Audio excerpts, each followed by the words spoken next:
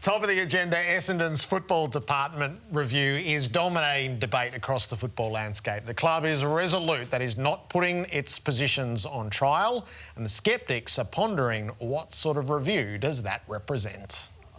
We're currently examining every aspect of our football program. It was 2 weeks ago you sat here and said every part of their football program is under review. And then Paul said, no, we're not having a review, and now they're having a review. But the results dictate that. At the halfway point of the season, they are 2-9 and sit at 73%. Below them is North Melbourne and West Coast, and they have been obliterated. I think the club has been dragged to this. I think that there's been so many people that have been upset and disappointed with the season so far. We've decided we're going to review all of this, the footy department, the recruiting and the coaching, which has been put in place by the CEO, amongst others. Yet we've reappointed the CEO. We're very happy with that job that's been done. At face value, that looks like a contradiction. The actions that come out of this review are likely to be incremental in terms of additional resources rather than transformational. So the corporate speak of that is jobs aren't on the line. But they have to be. That's as the intention of a review. Yeah, but they have to be. Before. What happened when Carlton did they didn't do an internal, they did an external review at about exactly the same time last year. Yes, and at the time they said this is not about the coaching, this is not about the coaching. What ended up happening? The coach went. It hasn't changed my faith in the fact that we've got a team that over the next 2 to 3 years can be a premiership team. Are you absolutely certain that's with Ben Rutten as your coach? Yes. I think he'll have a long career as a coach and be a very successful one. Oh, hell. The predicament at 2-9. So, having thought about this throughout the day, Rob, I know both of our minds have been occupied with this. I would call this a small R review. No, you can't go public with small R reviews. Yeah, this is a small R review. They believe in their people that they have in their positions, and this is a review to work out what the impediments are to success. This is not a review to put the personnel on trial, and I take it that you think that's not the review that Essendon needs. No, of course I don't think that. And personalities aside, I get on really well with Paul BRASHER and Xavier Campbell. I really do. I enjoy their company. But you cannot have a review and not have Xavier Campbell being reviewed. And you can't have a board member who sits on list management, Sean Wellman, with Josh Marnie, the head of football, with the CEO and the coach, and those 4 people who are in charge of the football program not be under review. How can that be? What sort of review is it? So I'm really confused. The nuance, I think, is you commission an external review if you're prepared to blow it up. And, in fact, if you intend to blow it up. So there's no question that Luke Sayers, the incoming president of Carlton, intended to blow it up. St Kilda did their work internally in the middle of last year under the banner of Close the Gap. They ran their reviews as to what was going wrong, what intervention was required, what change was needed, and they made small alterations. That was internal. They didn't open it up to the risk of having it blown up. But they didn't announce it to the public. Well, they did. Well, at the end of the year, they did. I did the interview with Matt Finnis. I went back and listened to it again today, right in the middle of the year when he said the exact work that they were doing. And this was before, it was at the bye. And then they came out of the bye, they did better, they used that momentum to come into this year. They kept the coach on trial, though. They didn't give him the new contract off the back of that, and that's, I imagine, to come in the next couple of weeks. So those are you ask, what are the kinds of reviews? A, the review where you're prepared to blow it up, and in fact you might intend to blow it up, you just need the reasons. And B, you definitely don't want to do that. You just want to improve your lot. Why announce it? Why make this big song and dance? Oh, we're going to go public, we're having a review. What are we reviewing? We're not reviewing Adrian Dodoro, Ben Rutten, Xavier Campbell and Josh Marnie. We're not reviewing them. So what are you reviewing? What are you reviewing that you have to call on Kevin Sheedy, Sean Wellman, Simon Madden to run this review? I mean, I am really, really confused. Everyone wants their football club to be really successful and have people there who drive that success.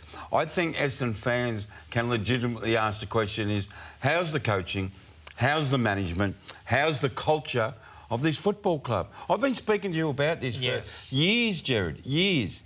So when Paul BRASHER announced last night, we spoke about it, we're having a review, I thought, beauty. They're actually going to lay it all down. And then they didn't lay anything down, Gerard. They didn't lay anything. They're saying, oh, we're going to work out what we're going to add to our department. Well, do that yourselves behind closed doors. What if this public review said, right, what we're going to do, we reckon we're going to get a Mark Williams type, or maybe get Ross Lyon out of retirement and come and be that strong voice in the footy department, help Ben Rutten. OK, fine, just do it. You have to bring the whole Essendon constituency along with you, saying, all right, review. But the key people aren't being reviewed. It's really weird, Gerard. I'm confused. So it's predicated, I think, on improvement in the second half of the season. So I think it shines an intense light. And we know they've got these sequence of feature matches. Friday around nights. the 150th and the Friday nights. So they will want to live that mantra of being better in the second half of the season, and they're clearly confident that's going to be the case. We'll need to see that on the outside. What do you think? So Ben Rutten's future is clearly not part of this. This is different. Remember when Sayers commissioned the review and Mark Lejudice said, hey, this is not about the coach, but it wasn't his review, and it absolutely was about the coach. I take this at face value. This is not about the coach's position. No. Well, Paul Brasher and Xavier Campbell have both said it's not about the coach. But what happens if the people doing the review talks to staff and players and they say, just for example, Gerard, I don't know if this is true or not, you know what, we're really confused with Ben Rutten's game plan. We really want to defend. We're not defending. We didn't work on it over summer as much as we should have. We're not really good at the contest. Actually, we've lost a little bit of faith in Ben Rutten. Does the reviewers say, no, don't say that, we're not reviewing Ben Rutten? You know, I mean, but face value, if Ben Rutten, they're sticking by Ben Rutten, they're going to give him help, go and get him help. But they want to improve. It's not about win-loss either. Go Sunday. Go from watching Carlton and Collingwood, right? And the defence and the enthusiasm and the passion and the drive, and then go and watch the first quarter of Port Adelaide and Essendon. It's a different sport, mate. Port are walking down the ground. And you've got the MCG, you've got these two teams killing each other to keep the ball intact. Why can't Essendon play to that level or close to that level? And why isn't that under review? And say, oh, yeah, how can we help Ben Rutten? Why isn't the review, the Sean Melbourne-Sheedy and Simon Madden saying to Ben Rutten, why aren't you focusing on defence? Oh, you are. Well, why isn't the players come here? Why aren't you doing what he's asking for? Isn't that the review of performance? But everyone's right out there. I'll say it again, I'm really confused what this review's about. So Ben Rutten's safe. Good luck to him. I hope he turns it around. I do. We want a strong evidence. What do you, from afar, let me ask you, Xavier Campbell, he's not being reviewed, he's part of the review. Do you think that is right? I think while they absolutely believe they have the right people in the right positions and that they totally believe in their plan, then yes. The question is if that is delusional or if it's wrong. And if they come home 2-9, that'll be an indefensible position if they go 4-18. If they do improve in the manner that they expect to and they come home 5-6 and they feel like they're on the upswing with the improvement in the young players that hasn't been there yet this year and the locking into the game plan, then the answer to that will be yes. So I think there's a bit to play out in the back portion. But again, I'll just default to, what do they say? Don't commission a report you don't know the answer to.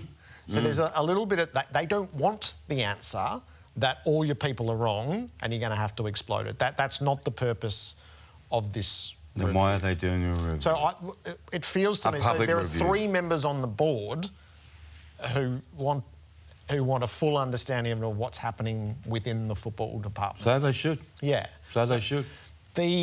What about the premiership window? So Paul Brasher said to me this morning that he is firmly holding to belief that they can be a premiership side within 2 to 3 years. Do you believe that? No, I don't, but that doesn't mean it can't happen, Gerard. We often see teams building from like Carlton, mid-table into contention this year, and then injuries have got them.